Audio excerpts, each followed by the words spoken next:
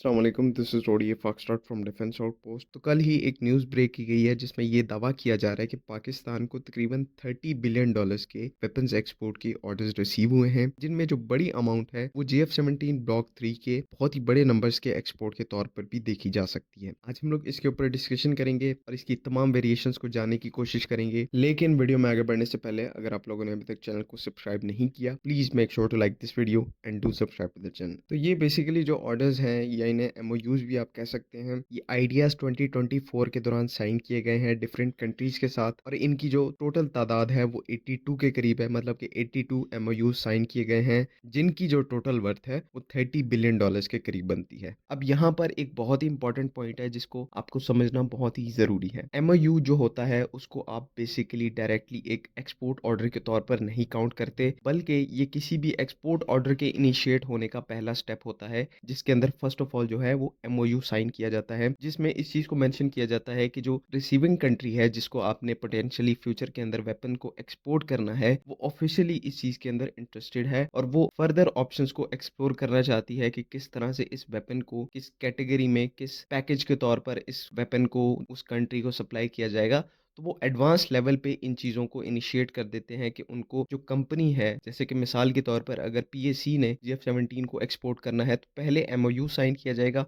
उसके बाद Pakistan aeronautical complex finally उस प्रोसेस को इनिशिएट करेगी, जिसके बाद जो कस्टमर होगा, जो कस्टमर कंट्री होगी, उसको JF-17 से मुतालिक इवैल्यूएशन उसकी करवाई जाएगी, उसको कंप्लीट ब्रीफिंग दी जाएगी और कॉन्फिडेंशियल इन्फॉर्मेशन है जो कि ऐसे आप किसी दूसरी कंट्री के साथ शेयर नहीं कर सकते, वो इन्फॉर्मेशन जो है उस कंट्री के साथ शेयर की जाती है क्योंकि उन्होंने बाद में इसी का कस्टमर बनना होता है। तो जब एमओयू साइन हो जाता है तो 70 टू 80% चांसेस होते हैं कि वो जो एक कंट्री है, स्पेशल कंट्री है, वो इस वेपन सिस्टम को प्रोक्योर करने वाली है। तो अगर हमने आइडियाज 2024 के दौरान तकरीबन 30 बिलियन डॉलर्स के एमओयूज को साइन किया है, तो इसमें से बहुत ही ज्यादा हाई चांसेस हैं कि तकरीबन 20 टू 25 बिलियन डॉलर्स के वेपन्स को हम वाकई में ही एक्सपोर्ट करेंगे। बाकी जो 5 टू 7 बिलियन डॉलर्स के एमओयूज हैं, हो सकता है कि टर्मिनेट हो जाए या फिर हमारा जो इक्विपमेंट है उनकी रिक्वायरमेंट पर, कस्टमर की रिक्वायरमेंट के ऊपर पूरा ना उतरे। लेकिन ऐसा भी बहुत कम सिनेरियोज में होता है क्योंकि कस्टमर कंट्री होती है जिसने वेपन्स को प्रोक्योर करना होता है, वो एमओयू भी बहुत सोच समझ के साइन करते हैं। तो इस चीज के बहुत कम चांसेस हैं। लेकिन 20 टू 25 बिलियन डॉलर्स के जो वेपन्स हैं इन एमओयूज के मुताबिक कंफर्म है कि उनको पाकिस्तान एक्सपोर्ट करेगा बाहर अपनी फ्रेंडली कंट्रीज को, मिडिल ईस्ट के अंदर, साउथ अमेरिका के अंदर, एशिया के अंदर, इन तमाम को हम लोग एक्सपोर्ट करने वाले हैं। यहाँ पर एक और बहुत इंपॉर्टेंट पॉइंट को हाईलाइट करना बहुत जरूरी है, जो कि ये है कि देखें, ये जो 30 बिलियन डॉलर की अमाउंट है ये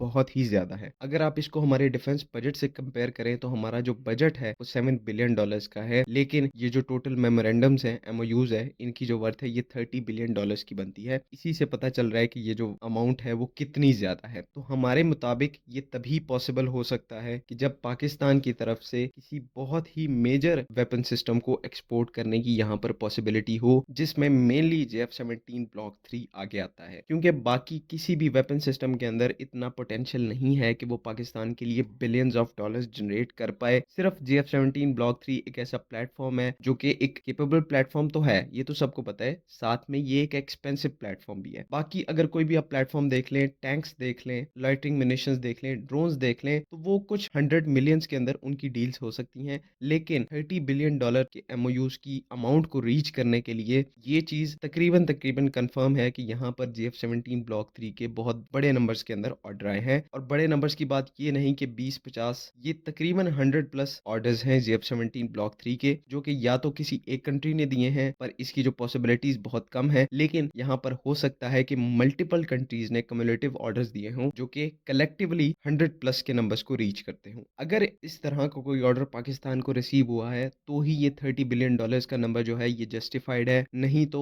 इससे रिलेटेड बहुत सारे डाउट्स क्रिएट हो जाते हैं। लेकिन यहाँ पर ये मेंशन करना भी बहुत जरूरी है कि इस रिपोर्ट को जिस इदारे ने पब्लिश किया है, एक्सप्रेस ट्रिब्यून नाम की न्यूज़ एजेंसी है। ये बहुत ही ज़्यादा क्रेडिबल न्यूज़ एजेंसी है और इसमें बहुत ही ज़्यादा कम चांसेस हैं कि इन्होंने किसी किस्म की मिस्टेक की हो या फिर इस किस्म का कोई एरर जनरेट हुआ हो। बाकी दूसरे हमारे कंपोनेंट्स भी हो सकते हैं जिसमें एनआरटीसी का नाम सबसे ज़्यादा आ रहा है कि एनआरटीसी ने भी कुछ रेडार्स के एक्सपोर्ट ऑर्डर्स को हासिल किया है और साथ में एक मेजर जो डिफेंस कोलैबोरेशन है वो तुर्की और पाकिस्तान के दरमियान हो रही है। पाकिस्तान ऑर्डिनेंस फैक्ट्रीज जो है तुर्की की कोलैबोरेशन से एक बहुत बड़े एमिनेशन मैन्युफैक्चरिंग प्लांट को लगाने जा रहे हैं जिसमें मेनली जो है वो 155 मिलीमीटर के आर्टिलरी शेल्स को मैन्युफैक्चर किया जाएगा और तकरीबन पर ईयर इस प्लांट की मैन्युफैक्चरिंग कैपेसिटी जो होगी वो 1.5 लाख आर्टिलरी शेल्स की होगी जो कि बहुत ज़्यादा है और इसको इजीली दुनिया के सबसे ज़्यादा मैन्युफैक्चर करने वाले आर्टिलरी शेल प्लांट्स के अंदर शामिल कर देती है। तो ये भी एक बहुत बड़ा ऑर्डर हो सकता है या कोलैबोरेशन हो सकती है जिसकी जो अमाउंट है वो बिलियंस के अंदर हो सकती है और वो भी इन एमओयूज की अमाउंट के अंदर अपना कंट्रीब्यूशन कर सकती है। बाकी अभी तक जो अपडेट्स हैं वो यही हैं। इनसे रिलेटेड अगर फ्यूचर में हमारे पास कोई अपडेट्स आती हैं तो वो हम लोग आपके साथ ज़रूर शेयर करेंगे।